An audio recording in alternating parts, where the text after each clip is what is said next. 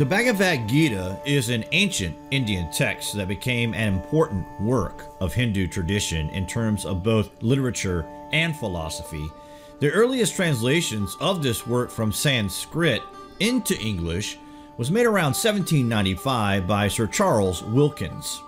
The name Bhagavad Gita means the song of the Lord. It is composed as a poem and it contains many key topics related to the Indian intellectual and spiritual tradition. Although it is normally edited as an independent text, it became a section of a massive Indian epic named the Mahabharata, the longest Indian epic of all time. There is a part in the middle of this long text consisting of 18 brief chapters and about 700 verses. This is the section known as the Bhagavad Gita. It is also referred to as the Gita for short. It was written at some point between 400 BC and 200 BC. Like the Vedas and the Upanishads, the authorship of the Bhagavad Gita is unclear. However, the credit for the text is traditionally given to a man named Vyasa, who is more of a legend than an actual historical figure. Because of this, Vyasa has been compared to Homer, the great figure of ancient Greek epic poetry. It has been suggested that the Gita was originally an independent text, except for the first chapter. The Bhagavad Gita does not develop the action of the Mahabharata. Furthermore, the Bhagavad Gita is at odds with the general style and content of the Mahabharata.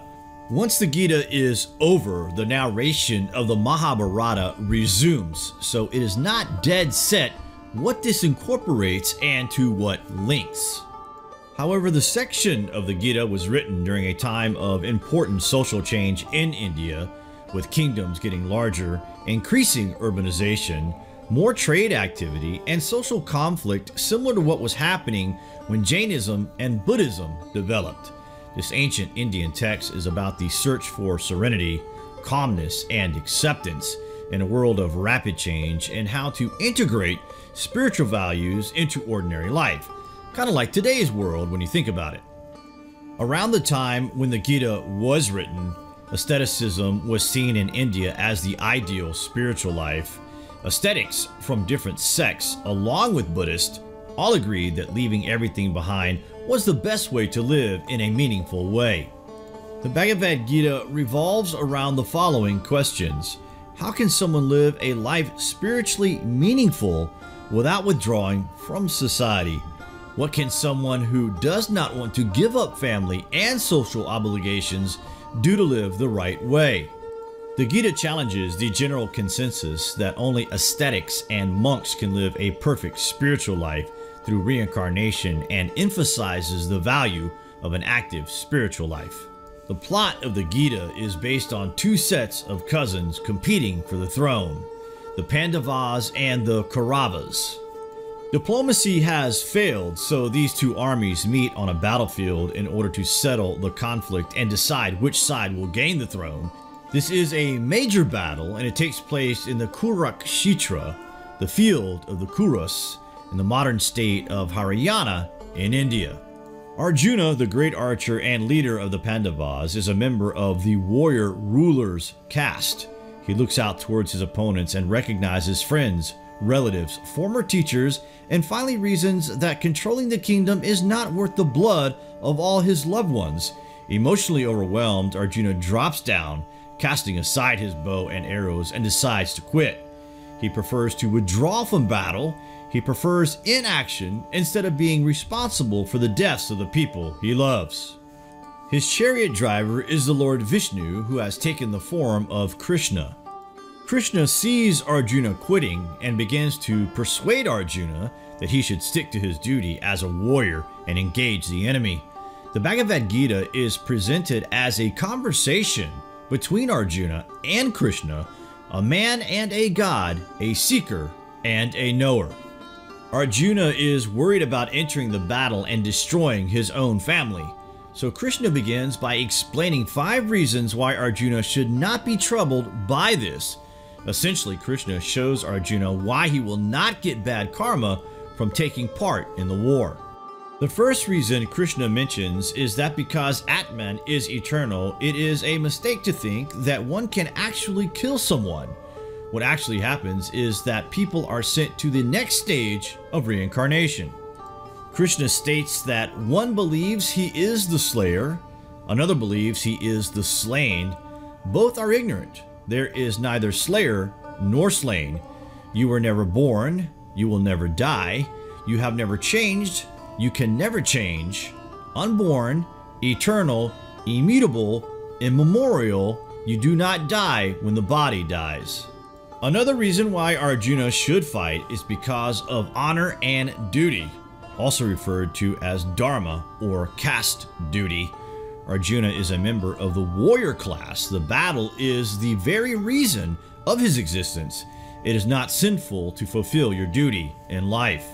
The fifth and last reason is that there are ways to act where we can do what we have to do without getting bad karma. In the Bhagavad Gita, Krishna explains 3 ways. The first way is Jnana Yoga, the way of knowledge. This idea is based upon the Upanishads and holds the life and death are not real. Selfhood is nothing but an illusion. All we see are manifestations of the oneness. Once we realize the oneness is beyond all things, we can escape the bad karma from acting. Krishna explains, I am ever present to those who have realized me in every creature, seeing all life as my manifestation. They are never separated from me. The second way is Bhakti Yoga, the way of devotion. This is an idea developed in great detail in Hinduism and holds that our actions can be dedicated to Krishna by surrendering our will to him, and he will take upon himself any bad karma. Each of these 3 ways to act without getting bad karma is suitable for different people or caste. Priests would follow the way of knowledge. Peasants, merchants, and commoners might be inclined to the way of devotion. Warriors would identify themselves with the ways of action. Finally, Arjuna decides to obey Krishna by engaging in the battle, and in the end, the Pandavas regain control of the kingdom. No other Indian text has attracted more attention from foreigners than the Bhagavad Gita. Important figures such as Mahatma Gandhi held the Gita as their main reference book. Physicist Robert Oppenheimer watched the massive explosion and blinding flash of the mushroom cloud of the first atomic bomb test in New Mexico. Oppenheimer then claimed that when he saw that event, 2 verses from the Gita came to his mind. He knew the world would not be the same. Few people laughed. Few people cried. Most people were silent. I remembered the line from the Hindu scripture, the Bhagavad Gita. Vishnu is trying to persuade the prince that he should do his duty, and to impress him takes on his multi-armed form and says, now I am become death, the destroyer of worlds. I suppose we all thought that.